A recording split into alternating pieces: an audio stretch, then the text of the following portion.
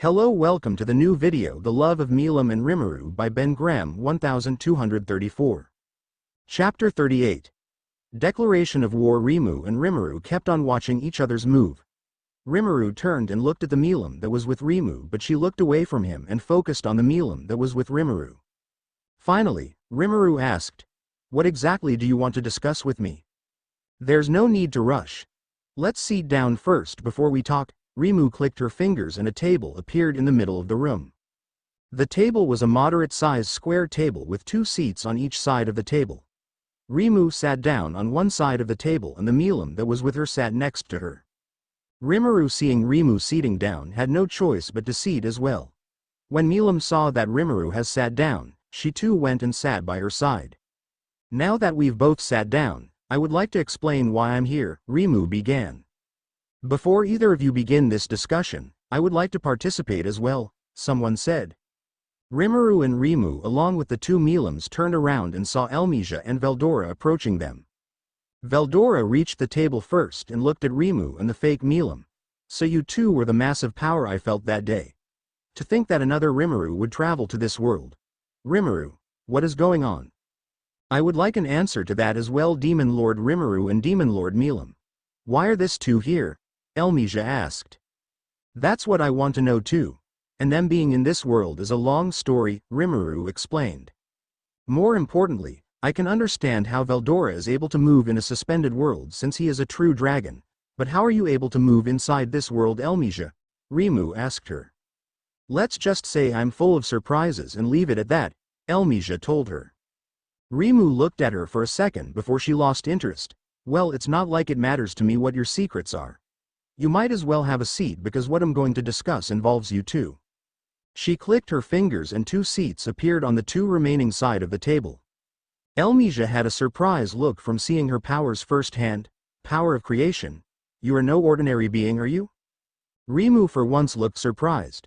"You mean this?" she said, gesturing to the table. "Please.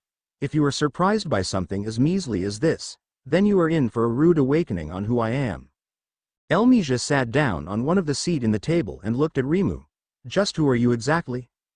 "That will come later.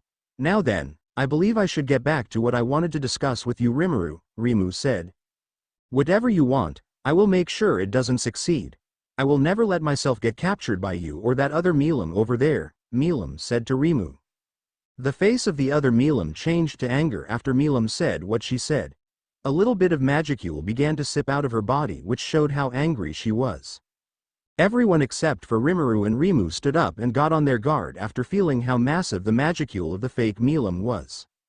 Veldora was the most shocked from feeling the magicule of the fake Milim. "Hey Milim, this might be bad. I don't want to assume, but she is definitely much stronger than she appears." Milim gritted her teeth in anger. "So what if she is strong? I'm not afraid of her. She doesn't scare me one bit," she said while releasing a little bit of her own aura as well. Before things got out of hand, Rimuru and Rimuru both raised their hand to stop the commotion. The moment everyone saw Rimuru and Rimuru raise their hand, they relaxed and returned back to their seat. Rimuru turned to her Milim. "I thought I told you to not overreact over little things. I still have some things to discuss with Rimuru over there, and you getting angry over little things won't help at all." The fake Milim bowed her head. "I apologize, master," she said with a hollow voice and no emotion at all. Rimuru turned to Milim. "Milim, let's hear them out first before we act." Milim nodded and faced Rimuru while seating very close to Rimuru as possible. Rimuru turned back to Rimuru. "Back to what I wanted to say before all this. Rimuru, since I'm sure that Seal has explained everything to you about me and my ultimate goal, I have a proposal to make." "What exactly will that be?" Rimuru asked. "If both of us fight each other in an all-out battle, then this universe, will be destroyed. Though, I'm uncertain on who will win, but I'm confident in my powers to overwhelm you eventually," Rimuru explained. "There you go, underestimating me again. Didn't I tell you to not underestimate me?" Rimuru asked. "I'm perfectly aware of how strong you are. After our little warm-up the other day, I'm more certain than ever that you are different from any other Rimuru I've killed in the past. Which is why I bring a proposal," Rimuru said. "Which is?" Rimuru asked. "Since both of us are too strong to compete with each other and a fight between us would take too long, how about this? Let's make a game out of this situation, Rimuru explained. What do you mean by game? Rimuru asked. Well, it is simple really. I have the power to permanently erase anyone or anything I want, and not even you Rimuru can restore them when I erase them unless you decide to create them anew. I can erase this world in a blink of an eye if I wanted to, Rimuru told them. Everyone except for Rimuru became shocked after hearing this. They didn't understand what Rimuru meant when she said she could permanently erase anything. Does that mean that that thing will be gone for good? Rimuru looked at Rimuru calmly. I anticipated that you have that kind of power. Unfortunately, I have yet to find a countermeasure for it. If such things exist, do you think I would be doing all this? Rimuru asked him. No, not really. So you have the power to erase this world, but you won't, right? Rimuru asked her. Sport on Rimuru. I won't erase this world yet because what I want is in this world. So this is the game I would like us to play. I have about 3 millions of angels who have sworn allegiance to me, and my 10 supreme kings who are the strongest among all my subordinates have decided to participate as well in this game. My goal is Milim, and I will attack the entire world to get her, Rimuru said to him in excitement. For the first time since Rimuru came here, Rimuru's face changed to that of shock. Not just him, everyone in the room were shocked as well. Rimuru hit his hand in the table in anger. What you are saying is you are declaring war on the entire planet. Rimuru gave a sarcastic smile. That was the plan, yes, but that is not all. Remember that this is all a game, and every game has its rules to follow. Elmisia swallowed a lump in her throat. What are these rules exactly? I'm glad you asked. Rule 1. All kinds of power and tactics are allowed during the battle. My forces will use all manner of things available in other to capture Milim, and you guys can use anything you want to prevent that from happening. Rule 2. Killing is allowed. Better be prepared to kill or you will be killed, as they say. Rule 3, and this is the most important rule. Everyone is allowed to participate except for Rimuru and I. We are not allowed to help any of our subordinates no matter the situation they may find themselves in. If any of this rule is bridged in any way by you Rimuru, I will erase this world along with your Milim without question, Rimuru told him.